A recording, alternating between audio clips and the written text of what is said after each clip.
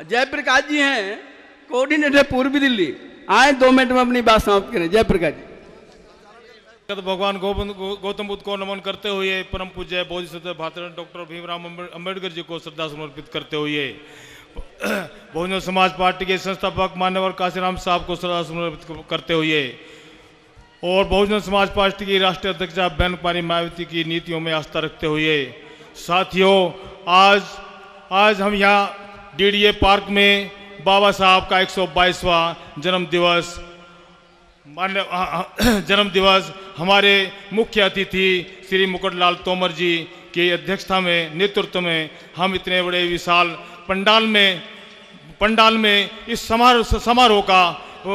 समारोह का आनंद ले रहे हैं। और इसे दूर दराज से सभी साथियों, माता और बहनों जो इतनी दूर से आए हैं, सभी को मेरी तरफ से आपको मंगल कामनाएं और बाबा साहब के लिए मेरे कोटि कोटि नमन। साथियों, अभी मेरे पूर्व वक्ताओं ने जो कहा कि बाबा साहब के बारे में हम ऐसे महापुरुष का जन्मदिन मनाने जा रहे हैं जिसको हिंदुस्तान में नहीं सारे वर्ल्ड में, सारे संसार में उनका जन्मदिन मनाया जा रहा है आज बाबा साहब ऐसे महान शख्सियत, ऐसी विभूति थे जिनके बारे में जो कुछ भी कहें वो थोड़ा है। अगर हम यहाँ सुबह से लेकर शाम तक बैठे तब भी हम उनका लिटरेचर, उनके कंट्रीब्यूशन को भुला नहीं सकते, उनके कंट्रीब्यूशन को पूरा नहीं कर सकते। लेकिन मैं जाते जाते एक इतना जरूर कहूँगा, बाबा साहब ने जितने विषम परिस्थितियों में ये संविधान आपको दिया, ये संसार का सबसे बड़ा संविधान जिसमें सारे अधिकार, समानता के अधिकार, आप लोगों को शिक्षा का अधिकार आपको दिया। आज तक किसी भी संसार के किसी भी संविधान ने किसी भी जनता को वहां नहीं दिया जितना कि बाबा साहब आपको देकर गए हैं। बाबा साहब ने समानता का अधिकार दिया।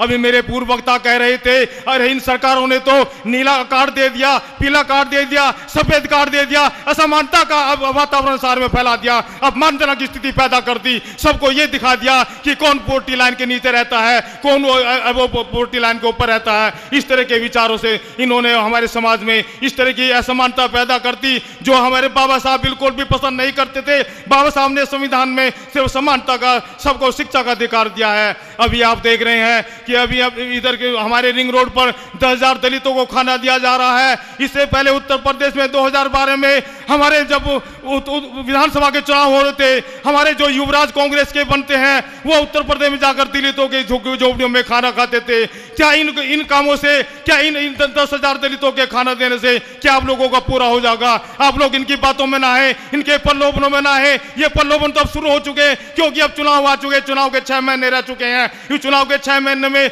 आप लोगों ने इन लोगों की हरकतें, इनकी नीतियों को अच्छी तरह देख लिया। इनका मैनिफेस्टो क्या है? हमारा मैनिफेस्टो तो बाबा साहब का संविधान है। जिस दिन आप हमारे बहुजन समाज पार्टी को सत्ता में ला देंगे, हमारे बाबा साहब का संविधान जो पूरा मैनिफेस्टो है इस देश में लागू होगा। सबको समान अधिकार मिलेगा, सबको शिक्षा मिलेगी, सबको खाने का मिलेगा, सबको मान सम्मान मिलेगा, सबको स्वाभिमान मिलेगा। ये बाबा साहब का अभियान था, ये बाबा साहब का कार्य था। मेरे साथियों, में और थोड़ा सा इतना कहना चाहता हूं। अभी मेरे साथी ने कहा था कि कोलंबिया यूनिवर्सिटी में जहां बाबा साहब पढ़ते थे वहां कोलंबिया यूनिवर्सिटी में बाबा साहब के नाम से अंबेडकर चेयर स्थापित है, जो आज तक 65 साल होने के बाद भी आज यहां की सरकार नहीं जागी है। और जबकि इतने विद्वान होने के बावजूद भी आज तक यहाँ किसी विश्वविद्यालय में, भारत के किसी विश्वविद्यालय में बाबा साहब के नाम से अंबेडकर चेयर नहीं है। ये बड़ी शर्म की बात है। अन्ना हजारे जो अपने आप को इतना महान बताता है, इतना गांधी बनता है, उसे क्या नजर नहीं आता बाबा साहब के कंट्रीब्यूशन को,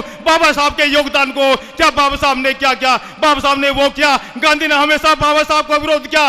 बाबा साहब ने हमेशा मुस्लिमों को, मजदूरों को और दलितों को प्रोत्साहन दिया, दलितों को उठाया। ये बाबा साहब को होता। अगर बाबा साहब ना होते तो आज हम इतने अच्छी पोजीशन में, आज इतने बड़े स्टेज पर हम यहाँ से भाषण ना देते। अगर आज हम हैं तो बाबा साहब की बदौलत है, बाबा साहब की वजह से। अरे बाबा साहब की मैं अगर कम उपमा करूं तो एक महासागर से करता हूं, जिस महासागर में इतना खनिज भरा पड़ा है जो सारी जीवन पर्यंत खत्म नहीं हो सकता। उसी तरह बाबा का भी इतना लिटरेचर है, इतना पहलू है बाबा साहब छोड़ के गए हैं जो आप वहां तक पहुंच भी नहीं सकते। अगर जब भी कभी परेशानी मुसीबत अगर भारत में आएगी और कोई भी लिटरेचर और किसी तरह की भी समीक्षा की जाएगी तो भारत के बाबा साहब के संविधान को, बाबा साहब के लिटरेचर को पढ़ना पड़ेगा, तभी यहां से मुक्ति मिल सकती है। अगर आपको मुक्ति पानी है तो मेरे साथी ने कहा है सत्ता वह चाबी है, सत्ता वह कुंज वह चाबी है जिससे कि सभी ताले खुल सकते हैं। इसलिए मेरी आप लोग से प्रार्थना है कि कि बाबा साहब ने इशारा किया है पार्लियामेंट हमारी है और ये पार्लियामेंट हमारी है।